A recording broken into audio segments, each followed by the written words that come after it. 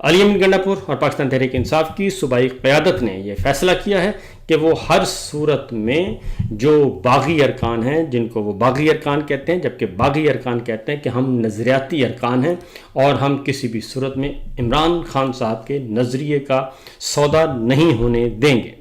وہ ارکان اب سامنے آ چکے ہیں۔ سینٹ کے امیدوار ہیں، خرم ذیشان ہیں اور عرفان سلیم صاحب ہیں اور دیگر ارکان ہیں۔ انہوں نے دستبردار ہونے سے انکار کر دیا۔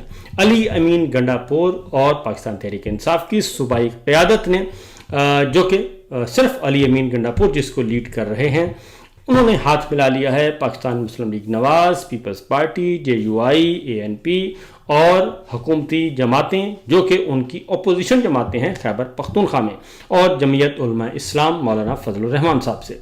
تو دیکھنا ہے کہ کیا معاملات ہوتے ہیں، کیونکہ اب انہوں نے کہا کہ ہم ہر صورت میں اپنے ووٹوں کا پہرا دیں گے اور جو معاہدہ پاکستان پیپلز پارٹی، مسلم لیگ نواز، JUI کے ساتھ ہو گیا ہے اس معاہدے پر عمل پیرا ہوں گے۔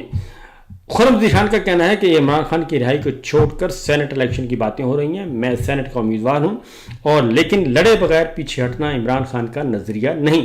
مجھے دھمکیاں مل رہی ہیں جن نے عمران خان قیادت اور کارکنوں کو جیل میں رکھا۔ ان فارم 47 والوں سے گٹھ جوڑ کرنا سیاست ہے تو میں لعنت بھیجتا ہوں، یہ انہوں نے کہا ہے۔